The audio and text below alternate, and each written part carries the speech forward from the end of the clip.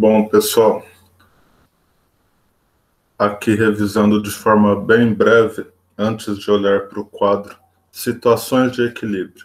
Eu vou dizer que esse pote tem massa 1 kg, só para facilitar, tá? Ele tem massa de gramas, mas eu vou dizer que tem 1 kg aqui no nosso exemplo. E que cada um dos canetões também tem a massa 1 kg, tá?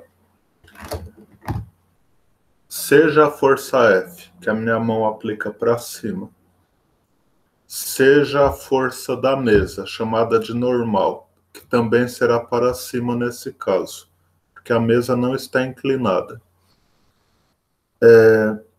Qual que é o peso desse objeto? Massa vezes gravidade. Então, 1 vezes 10, já que a gravidade a gente tem usado 10 metros por segundo quadrado, temos 10 newtons. Então, a força ela não é medida em quilogramas. O que é medido em quilogramas é a massa.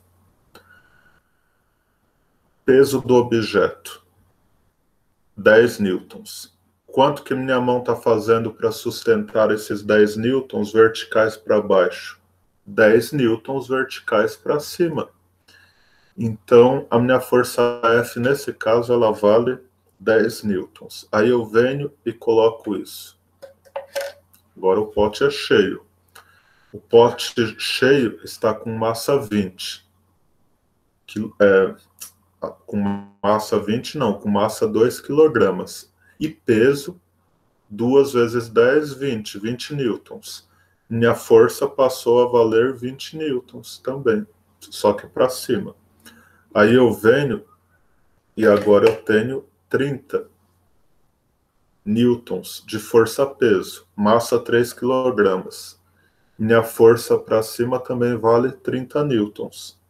Porque é uma situação de equilíbrio. A força para baixo tem que valer o mesmo que a força para cima, porque o objeto está em repouso. Outro movimento que ele poderia fazer é o movimento retilíneo uniforme. Então, se eu elevar ele com essa força de mesma intensidade, ele vai em movimento retilíneo uniforme. Ele só vai acelerar se eu aplicar força F maior do que o peso, e se eu aplicar força F menor do que o peso nessa subida, ele vai frear, ele vai começar com velocidade maior, e depois ele vai começar a... Eu tenho que fazer ele ter velocidade, tá? Senão ele desceria. Pensa por enquanto no equilíbrio do repouso, tá? Mas não perca de vista o equilíbrio do movimento retilíneo uniforme. Estou falando mais do repouso por hora. Massa 3 kg. Agora eu vou para massa 4 kg. Peso 40 newtons. E a força F, 40 newtons. E quando eu coloco o quarto objeto, então deu o quarto canetão. Tem o copo também. Então agora a massa é 5 kg, o peso é 50 newtons. Já que peso é o quê? O que a gente tem aqui no quadro? M vezes G. E então, peso deu 50 newtons e a força F deu 50 newtons também.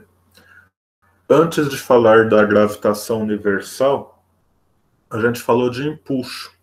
Não é sempre que a gente usa o princípio de Arquimedes. Força de empuxo igual ao peso do líquido deslocado. O que em equação dá densidade do líquido, volume do líquido deslocado, é aquele volume de líquido que cedeu espaço para o objeto. Foi colocado. Então seria esse volume abaixo do nível da água. Não é o volume total do objeto. É o volume do líquido deslocado. E o G é a gravidade. Tá? Por que não se usa sempre isso? E você deve ter percebido isso fazendo a lista de exercícios. Porque no equilíbrio é mais fácil usar empuxo igual a peso. Então, se você sabe calcular peso como massa vezes gravidade, e o objeto flutua,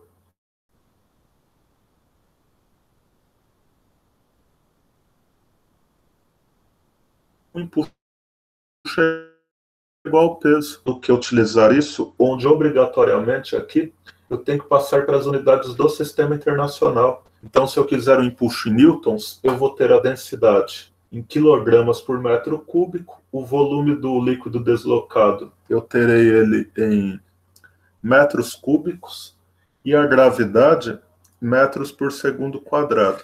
Quer ver? Eu não lembro se eram exatamente esses os valores, tá? Mas eu passei um exercício que era assim. A bola de futebol de volume 1 litro, flutuando com metade de seu volume submerso. Então, aqui no VLD eu não ponho meio.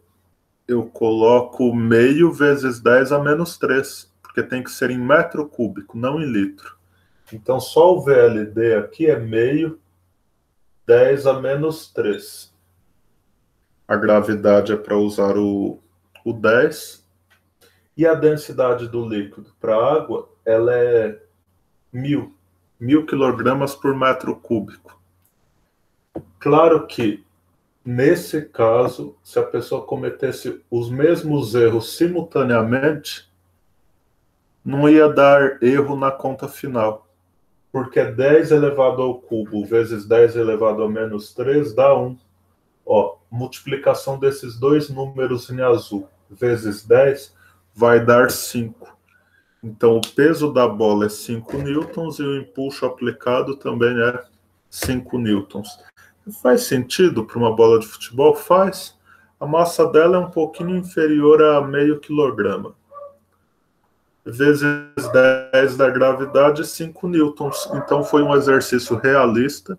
Agora, os números simplificados, por conta dos valores que eu passei. Eu não passei, está flutuando com 49% ou 46% de seu volume submerso. Não, eu já coloquei metade.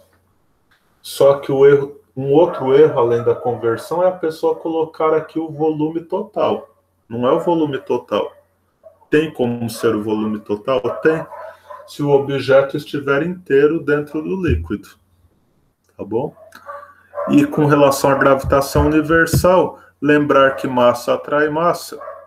Se você aumenta, pensa no exemplo Terra-Lua. Vou mudar. Pensa no exemplo Júpiter-Sol. Sol-Júpiter. Dobrou a massa do Sol. Dobra a força entre eles. A atração gravitacional. Volta ao contexto original. Valores normais. Agora dobra a massa do planeta Júpiter. A força vai dobrar também. E se dobrar as duas massas ao mesmo tempo? Aí a força vai quadruplicar. 2 vezes 2, 4. Volta aos valores originais. Dobra a distância agora. A força vai diminuir. Só que ela não diminui a metade. Você tem que pegar esse valor e elevar ao quadrado. Diminuiu a metade? Tá. Eleva ao quadrado. 1/4. Então, quando aumenta-se a distância, a força diminui. Mas não é diretamente proporcional. É nem inversamente proporcional só. Não é inversamente. É inversamente proporcional ao quadrado da distância. Então, dobrou a distância, a força caiu 4 vezes. Caiu a 1/4. Triplicou a distância, a força caiu a 1/9. Porque o 9 ele é 3 ao quadrado. Tá? Se quadruplicar a distância, a força cai a 1/16. Se quintuplicar, a força cai a 1/25. É isso. Então, com relação à gravitação. Vídeo curto, mas seria então um apoio à lista de exercícios, tá bom? Abraço, galera.